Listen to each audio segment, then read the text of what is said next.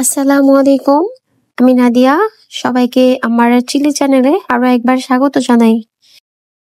আজকে আমি বানাবো মজাদার চকলেট কেক, যেটা একদম নরম তুলতুলে সফট হবে আর দোকানের মতো স্বাদ ঘরে বসে বানিয়ে নিতে পারেন। আশা করছি রেসিপিটি আপনাদের কাছে ভালো লাগবে। প্রথমেই এখানে আমি শুকনো উপকরণগুলো নিয়ে নিব। এজন্য এখানে নিয়ে নিচ্ছি 1 কাপ ময়দা, 1/4 কাপ কোকো পাউডার। কোকো পাউডারটা ভালো ব্র্যান্ডের নেওয়ার চেষ্টা করবেন, তাহলে কেকটা ভালো হয়।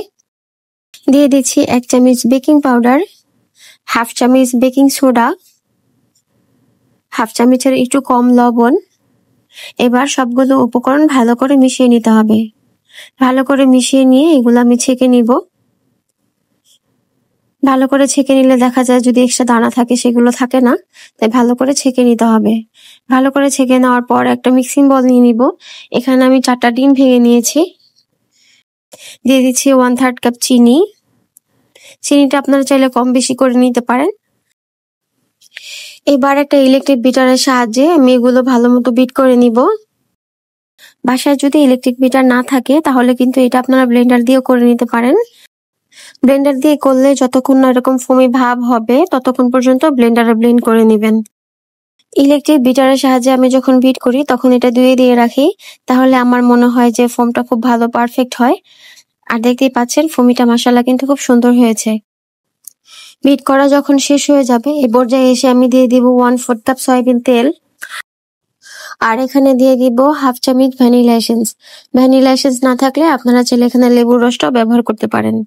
তেল আর ভ্যানিলা এসেন্স দেওয়া শেষ হয়ে গেলে এটা আমি আবারও বিট করে নিব। তবে এখানে 1 থেকে 1.5 মিনিটের বেশি আর বিট করা যাবে না, তাহলে ফোমি ভাবটা নষ্ট হয়ে যাবে আর কেকটা তখন ফুলবে না, চুপসে যাবে। তাই এখানে 1 থেকে 1.5 মিনিটের মতোই আপনারা এখানে বিট করে নেবেন। তাই আমি এখানে 1 থেকে 1.5 মিনিটের মতো এটা বিট করে নিব। 1 থেকে 1.5 মিনিট বিট করার পর আমি যে শুকনো উপকরণগুলো চেলে রেখেছিলাম সেটাই আস্তে আস্তে দিয়ে দিতে হবে। সবগুলো একবারে দিতে যাবেন না, তাহলে দেখা যায় কেকটা ভালোভাবে মিশে না। অল্প অল্প করে সবগুলো দিয়ে মিশিয়ে নিতে হবে। শুকনো উপকরণগুলো দেওয়া শেষ হয়ে গেলে এটা কিন্তু আপনারা হাত দিয়ে জোরে জোরে মিশাতে যাবেন না, তাহলে দেখা যায় কেকটা পারফেক্ট হয় না। তাই এখানে হাতের সাহায্যে আস্তে আস্তে মিশিয়ে নিতে হবে। দেখতেই পাচ্ছেন আমি কিভাবে মিশাচ্ছি, ঠিক এইভাবে আপনারা গুঁড়িটা মিশিয়ে নেবেন। কিছুক্ষণ মেশানোর পর গুঁড়িগুলো যখন প্রায় মিশে যাবে এই পর্যায়ে এসে এখানে আমি কিছুটা লিকুইড দুধ ব্যবহার করব। আপনারা চাইলে পানিটাও ব্যবহার করে নিতে পারেন। এখানে আমি 1/4 কাপ লিকুইড দুধ দিয়েছি। এবার দুধটাও হালকা হাতে মিশিয়ে নিতে হবে। আমার সবগুলো উপকরণ খুব ভালোভাবে মেশানো শেষ হয়ে গেছে। আর এখানে বেটারের ঘনত্বটাও আপনারা দেখতে পাচ্ছেন যে কিরকম হয়েছে। এর থেকে বেশি ঘন করা যাবে না, যদি দেখা যায় বেশি ঘন হয়ে যায় তাহলে আপনারা আরেকটু দুধ মিশিয়ে নিতে পারেন। এখন এই মোল্ডের মধ্যে আমি কিছুটা তেল ব্রাশ করে কাগজটা বিছিয়ে দিয়েছি। আর কাগজটা বিছানো হয়ে গেলে উপরে আবার কিছুটা তেল দিয়ে কেকের বেটারটা ঢেলে দিতে হবে। কেকের বেটারটা দেওয়া শেষ হয়ে গেলে একটা কাঠির সাহায্যে এরকম ঘুরিয়ে নিচ্ছি, যাতে করে ভেতরে কোনো বাতাস না থাকে। আর এখানে হাতের সাহায্যে আমি কিছুটা ট্যাপ করে নিব, যাতে বাতাস থাকলেও বের হয়ে যায়। এ পর্যায়ে এসে ঢাকনা দিয়ে ঢেকে দিব। আর একটা কড়াই বসিয়ে এটা আগে থেকে 10 মিনিট আমি প্রিহিট করে রেখেছি। এ পর্যায়ে এসে আমি কেকের মোলটা দিয়ে ঢাকনা দিয়ে ঢেকে দিব, ভারী কিছু দিয়ে, যাতে ভিতর থেকে হাওয়াটা না বের হয়। আমি এখানে 45 মিনিট পর কেকটা উঠিয়ে দেখাচ্ছি। আমার এখানে 45 মিনিট সময় লেগেছে, আপনাদের একটু কম বা বেশি লাগতে পারে। এ পর্যায়ে এসে একটা কাঠি দিয়ে চেক করে দেখবো যে ভিতরটা হয়েছে কিনা। আর দেখতেই পাচ্ছেন মাশাআল্লাহ ভিতরটা কিন্তু একদম হয়ে গেছে, কাঠিটা একদম শুকনো এসেছে। এই পর্যায়ে এসে যখন কেকটা ঠান্ডা হবে আমি সাইড থেকে এরকম একটা ছুরির সাহায্যে আলাদা করে নিচ্ছি আর আপনাদের ঢেলে কেটে দেখাচ্ছি।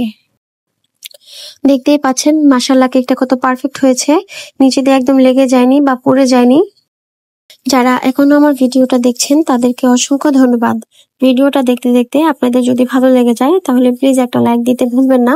চাইলে আপনি আমার চ্যানেলটি সাবস্ক্রাইব করে রাখতে পারেন। আর যারা অলরেডি সাবস্ক্রাইব করে রেখেছেন তাদেরকে অসংখ্য ধন্যবাদ। যদি ফেসবুক থেকে আমার ভিডিওটা দেখে থাকেন তাহলে পেজটা ফলো দিয়ে রাখতে পারেন। কেকটা কতটা পারফেক্ট হয়েছে আর সফট হয়েছে এটা নিশ্চয়ই দেখেই বুঝতে পারছেন। আর খেতেও কিন্তু অসম্ভব মজা হয়েছে।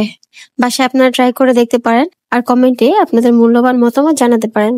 আজ এ পর্যন্তই। সবার সুস্থতা কামনা করে আল্লাহ হাফেজ। আসসালামু আলাইকুম।